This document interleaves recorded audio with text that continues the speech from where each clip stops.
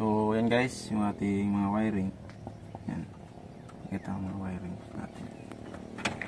So ayan yung mga wiring natin guys. Nag-set up tayo ng pure DC. Ayan. So yung mga wiring, ingatan lang natin siyang guys, ingatan lang natin yung mga wiring natin na di siya makabaliktad, dahil pag nakabaliktad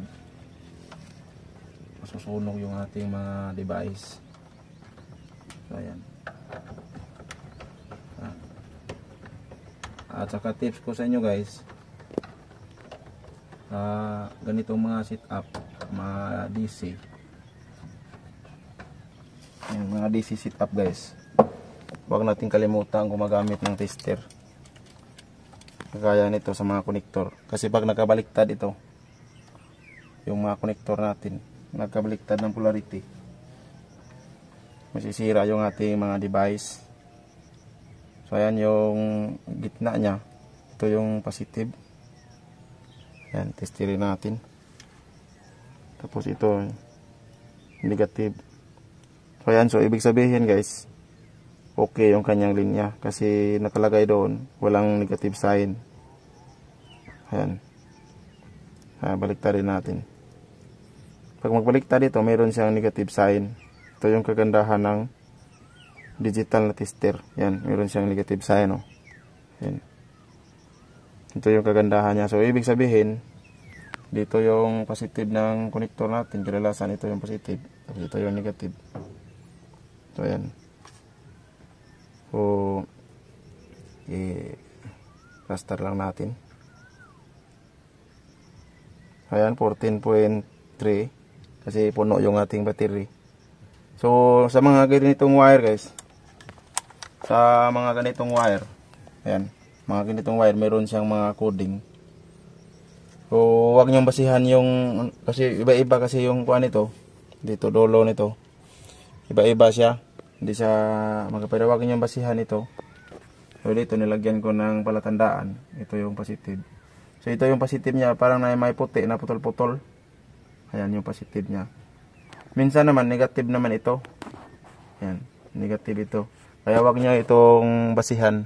Sa tester talaga kayo magbabase, kasi sa experience ko guys, sa pag ganitong setup ko, madalas na akong nasunugan ng mga device dahil sa coding. O hindi pala meron palang coding na di dapat sundin, kasi mayroong positive, mayroong negative na coding. Kaya tester talaga yung the best. So huwag kayong basta-basta mag DC, pure DC kung wala kayong tester. So ayan, so ilagay natin para saksak natin sa router. Ayan, itong router natin guys is 12 volt lang po ito. Ayan. Ayan, umiilaw yung ating router. Ayan, umiilaw. So ibig sabihin, good yung ating DC, yung ating pagka set up. So ayan. Tapos dito naman yung ating 24 volt na wiring. 24 volt para sa ating mga antenna na Ubiquiti. 24 volt kasi yung mga Ubiquiti na antenna guys. O ayan. Kung meron tayong device, yan, pinapakita ko sa inyo. Yung matagal ko na pinapakita sa inyo itong device na ito. So 24 volt po yung out na yan. 12 volt, 24 volt yung kanyang out. Yan yung madalas ko ang ginagamit. So ayan yung mga POE natin guys na DC. Gigabit po ito. So, pinakain na ng anay yung ating kuwan dahil matagal na ito guys. Nasa ano na ito? Nasa 2022 ko po ito na install. 2022 o 2021 pala guys, pero malapit nang mag 22, nasa November or October na-install ko yung setup na ito dito. Ayan, ito yung ating, so lagyan natin ng dikit lang natin. So ang purpose ko guys, ganito yung ginagawa kong setup. Yan, kita ko sa inyo. Ano ito, bakit ganito yung positioning natin mga setup. Maliit kasi yung ano na guys, maliit kasi yung may bahay natin dito. Ginawa nating lagayan ng mga server, maliit kasi siya. So ayan, ito yung ating buwan. So ang purpose ko rin dito guys, para hindi siya mabasa sa tubig, nakaganon siya. Kasi minsan kasi dito may tubig na pumapasok. Huwag ninyong kaligtaan ito guys. Huwag ninyong basta-bastang ito, dahil meron siyang tubig na pumapasok dito, masisira yung ating mga PPOA. Kaya mag-iingat po tayo sa ating mga setup guys. Ito pwede nyo lagyan ng mga ano dito, kung halimbawa pasukan siya ng tubig, hindi siya basta-basta mabasa. Ayan, so sa akin iangat lang natin para hindi siya mabasa yung ating setup.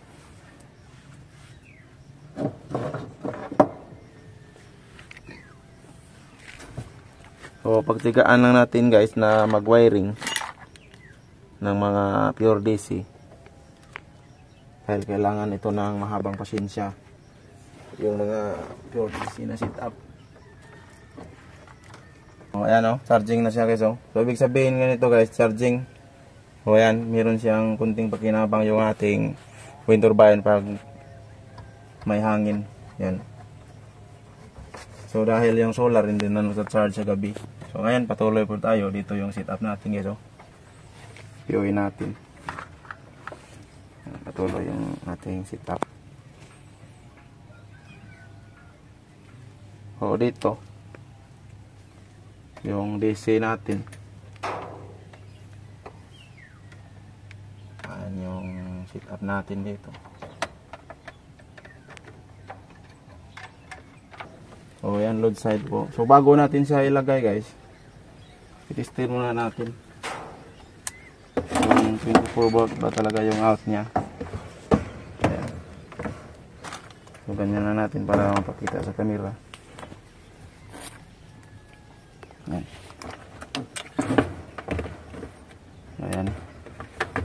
Yung tester natin minsan nagluloko din ito dahil matagal na ito guys. 2019 ko pa ito nabili. So ayan. So ito yung kanyang positive. Sa dura sa gitna ng pin. So ayan, 24 volt po siya. 24 volt point 15. Ayan. So subukan natin itong isa. Kung pagkapareho ba sila.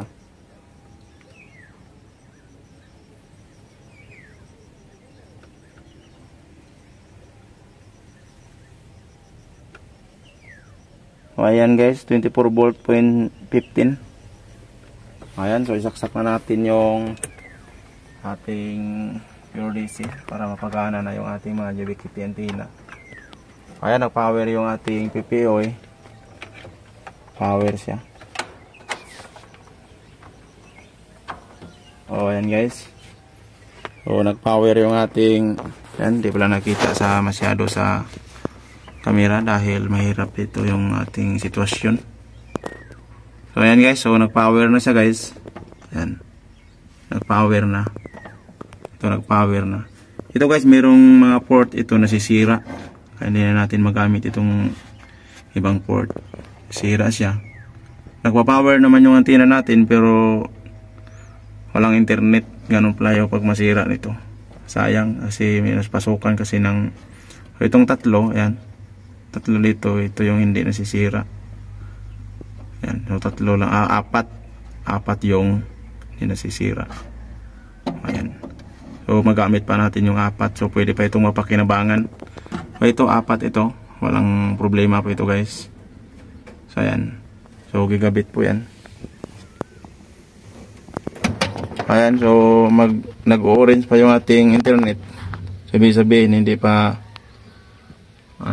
nakakuha yung ating internet. Baga nag-rebooting pa yung ating antenna. Kasi ito yung ating main. Ayan, ito yung main natin na internet. Nakapitopi po tayo dito, guys. Ayan, so nag-gray na siya. So, ibig sabihin meron na siyang internet. Ayan, meron na siyang internet. Ayan. So nag-gray na yung ating meron na siyang internet. Ayan, patuloy natin i-set up yung ating 24 volt. So ibigay ko na sa aking tagapag-video. Ayan, guys. So dito ipansaksak na natin yung mga antena. Ayan, saksak na natin dito. Yung mga antena natin, guys. Ito ang kulay blue. Ayan.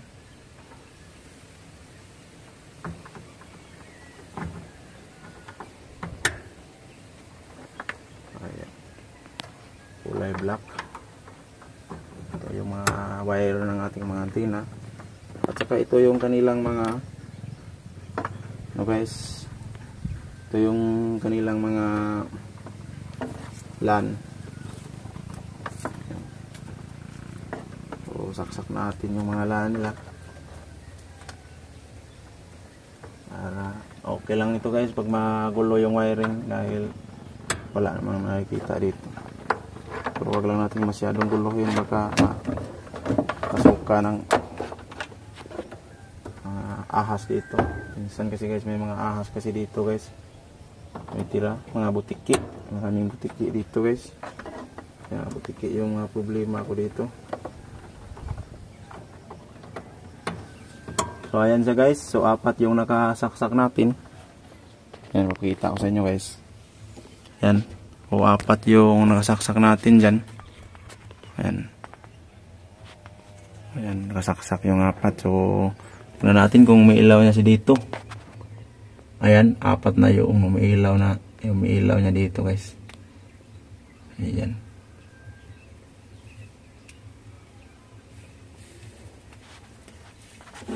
So hanapin natin ito. Mayroong hindi umiilaw. 4 na nilagay natin. So baka may hindi nakasaksak dito. So ayun, tama po siya, guys, dahil yung isa, ayan yun, tama siya dahil yung isa dito papunta, ito papunta sa ating router. Nilagyan ko siya ng router, guys. Yan, Redmi yung routers natin. Matagal na itong routers na din ito. Hindi pa siya grabing magandang performance ng router na ito, guys. Nilagyan ko ng router para pagpunta ko dito, or ang purpose ko din ito, guys, is maximize yung mga P2P natin. Kasi minsan nawala yung internet pag walang router. Kasi yung ating mga antenna Ubiquiti, static po kasi siya, guys. Ayan, naka-static po kasi kadalasan yung ating mga P2P. So ayan, saksak ko na yung ibang So pasensya na kayo sa video natin. Hindi pa kasi masyadong marunong tayo ng mga video. So ayan, guys, lapit lang natin siya. Wiring lang tayo. Pagsagaan lang natin itong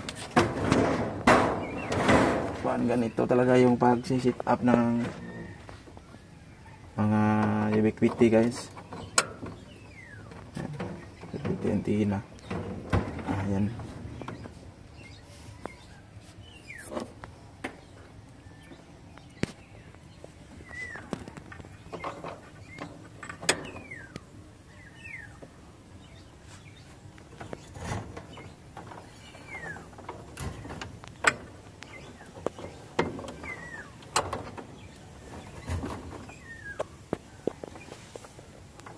So 1, 2, 3, 4, 5, 6. Bibilangin natin guys. Kung nakalimutan ko na yung mga antena natin 1, 2, 3, 4, 5. Ay 1, 2, 3, 4, 5, 6. 6 tama. Tama yung wiring natin. Ayun guys, umuulan na. Nabing hirap sa lugar na ito pag umulan guys. Kasi nasa taas tayo ng bundok. Yan yung mga wiring natin guys, napakagulong wiring. Kasi marami tayong, so ayusin lang natin maya. Ito yung ating sinasabi kong wind turbine guys, ayan. So ibig sabihin nagsa-charging na po siya. Charging po yung ibig sabihin yan. Ayan. So dalawa yung ating solar panel dito, isa yung maliit. Ayan, controller natin at saka isang malaki. So controller natin guys, isa rin eh.